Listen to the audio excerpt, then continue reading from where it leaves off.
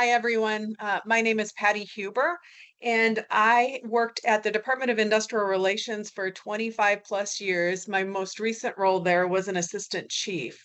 For the last 10 years of my employment there, I spent much of my time bringing units onto the Salesforce platform. And that included our Bureau of Field Enforcement over at the Labor Commissioner's Office, our licensing and registration, and most importantly, our wage claim unit. And I shouldn't forget retaliation claims, but most importantly, our wage claim. We spent a lot of time ensuring that our wage claims were appropriately handled, and we receive over 30,000 claims a year at the California Labor Commissioner's Office. So that became really important. And so we were putting our unit on the Salesforce platform. And during that time, I had the pleasure of working with an incredible vendor called ProPoint Technology.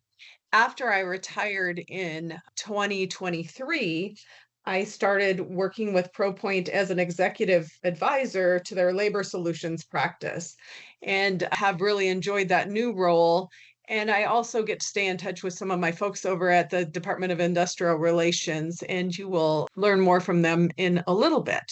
And so today we will talk about the automatic case triggers and email and text alerts. Salesforce can be an asset when it comes to managing a large volume of wage claims. It's fully customizable to the needs of various labor departments, as seen with the various features of the platform that processes our online wage claims.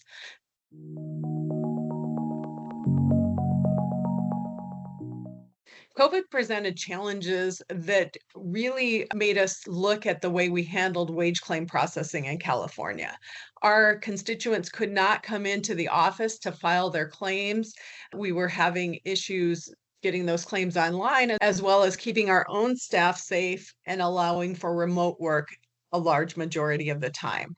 We determined that an online wage claim portal would not only allow the claimants to be able to file those claims online, it would also be able to allow staff to be able to process those claims more easily online. It also allows labor departments to handle high volumes of wage claims being filed, and management of the claim can be handled from inception to closure. As I said before, over 30,000 wage claims per year are filed in California, and we're at 70%, at least as of the time that I left in 2023, 70% of those claims are now being filed by the public online. Prior to using the Salesforce platform, we were a highly manual, very siloed system in California. And so for wage claims, we had 16 different wage claim offices, and each of those offices had their own database that they were using. And so you couldn't see at a glance whether somebody had filed a claim in Bakersfield and also filed that same claim in Sacramento until the employer notified us. So that was very important to combine all of the wage claims that were being filed in California. In-person filing was happening a lot prior to COVID, and the online platform allowed folks to file their claims, and the platform is very user-friendly. We have lots of information to help the online filers be able to get through that form easily. The tangible benefits for the user just cannot be overstated. The user can check their claim where they're at, they can see where it has been filed, and they can also see whether they have any meetings upcoming, any conferences or hearings that they need to attend. We no longer had paper that we were having to track in our wage claim offices. So being able to see the claim and work the claim online allows for better management of a claim. And also our supervisors were not in the office all the time either, so they can easily see what's going on with any particular claim. It allows folks to be fully remote, and it also allows for less rework of a claim. What we're going to be demonstrating today is fully on the Salesforce platform. The pain points that we were able to identify early on allowed us to be able to customize a build that would solve some of those pain points. The community portal, for example, that's what I was talking about earlier, that allows a claimant to be able to not only file their own claim, but to track the progress of their claim. There are internal workflows. For example, when a claim comes into the office and it gets assigned to a deputy, the status of the claim is automatically updated. And that happens many times throughout the life of a claim when there's a conference scheduled or when there's a hearing scheduled. The other thing that happened with the online claim project was that we allowed for text messaging. So the employees and the parties get notice of any upcoming conferences or hearing via text messaging. It also allows for us to communicate with our constituents or our claimants using text messaging to ask for ad hoc things. You know, we noticed that your mail came back and maybe we need a new address for you, so we can easily text message to get that. There's also an e-signature. We joined the 21st century and allowed for e-signatures, which had not been done previously. We allowed for data integration with third parties. There are API accesses so that if a union has a large volume of claims that they want to file at once, they can do that via an API. We have dashboards that we can easily see at an office level, at your own case level, or at a higher management level, what's going on in any individual office or the program statewide. And then we also allowed for document storage. We no longer have those paper files that those papers had to be uploaded and have to exist someplace because we still need access to forms and other notifications. And so having that storage capacity has been key to, as you can imagine, 30,000 claims a year, how much paper that generated in the past and how many documents still need to be uploaded. Now, saying all that, I'm going to go ahead and pass it to a coworker of mine in the past who is still at DIR, Gurvinder. Hey, so hello, my name is Gurvinder Kandola. I am a senior deputy for the Labor Commissioner's Office here in the state of California. I've worked for the Labor Commissioner's Office since 2016, and I've been part of various special projects involving the IT side and the business side since November 2020, which is exactly when the online wage claim platform began, and was a leading subject matter expert on the development of each step of the online wage claim process for the Labor Commissioner's Office.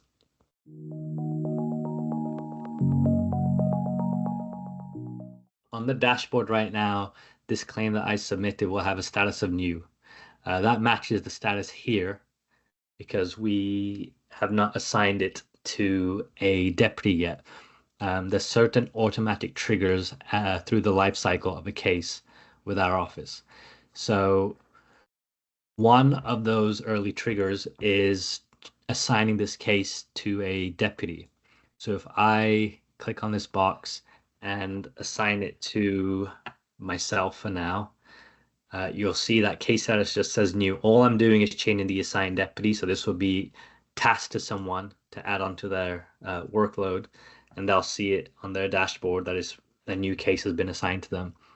And you'll see this case status has automatically changed from new to under investigation.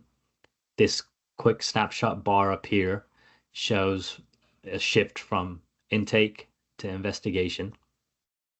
And for the external users, so for the claimant or the person filing the claim, they have their own personal dashboard. And if I refresh this page, that status of new there should now show as under investigation. Another quick example is if we have a meeting scheduled for the plaintiff and a defendant. I'm just going to quickly make one so you can see. Schedule it for myself, Sacramento.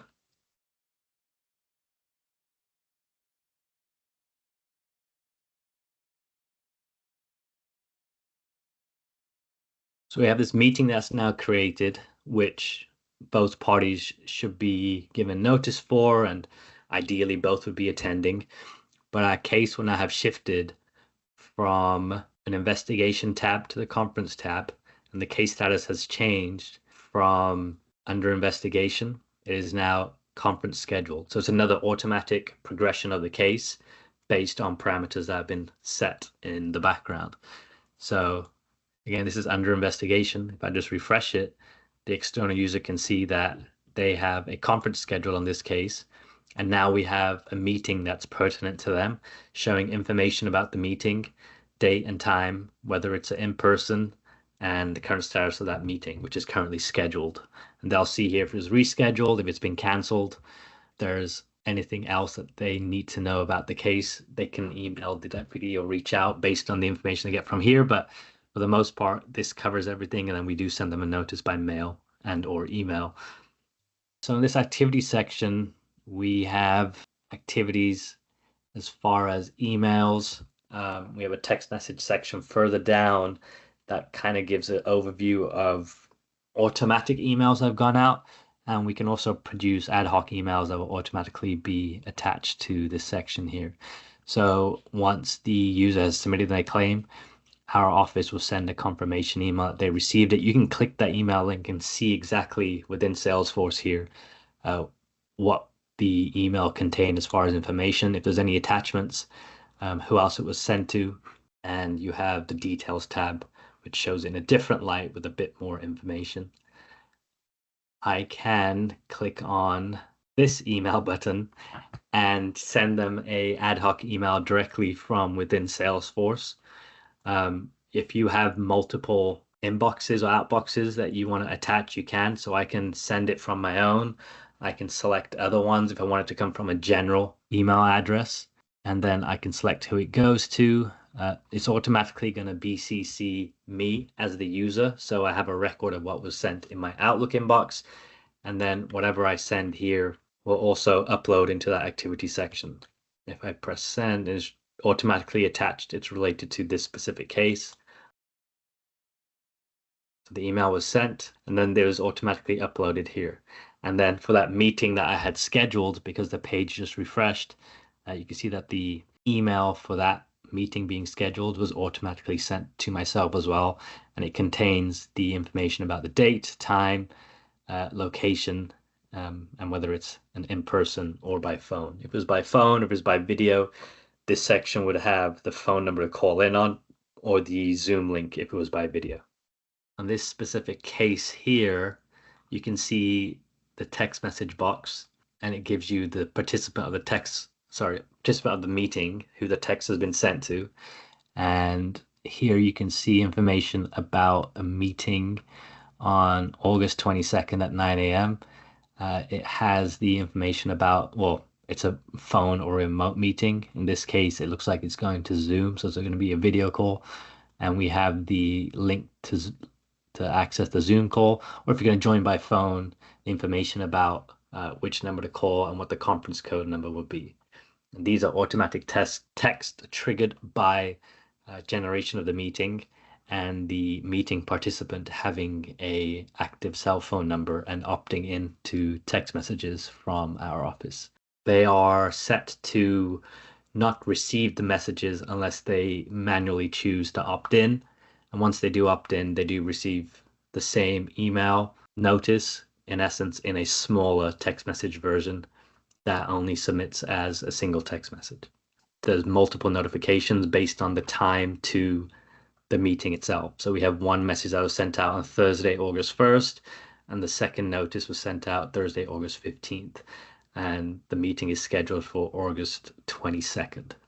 So here's the field on the account. So this is going to my phone number.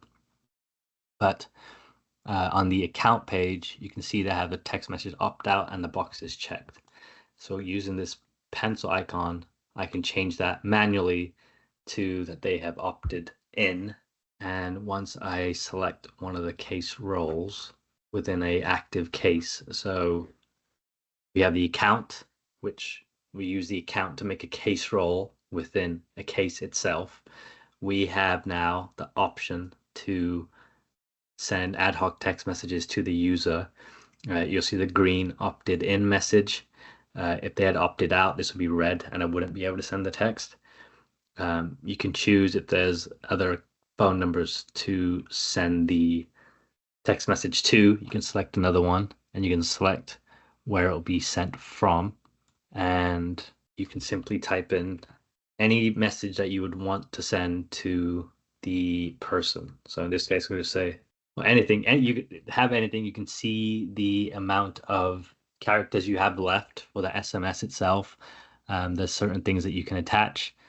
We don't often use emojis, but anything pertinent or links we can send as well. And once I hit send, that first two lines are what I had sent, and then the remainder is what's automatically sent as per law, as far as them being the user being able to opt out and not receive any further messages by text.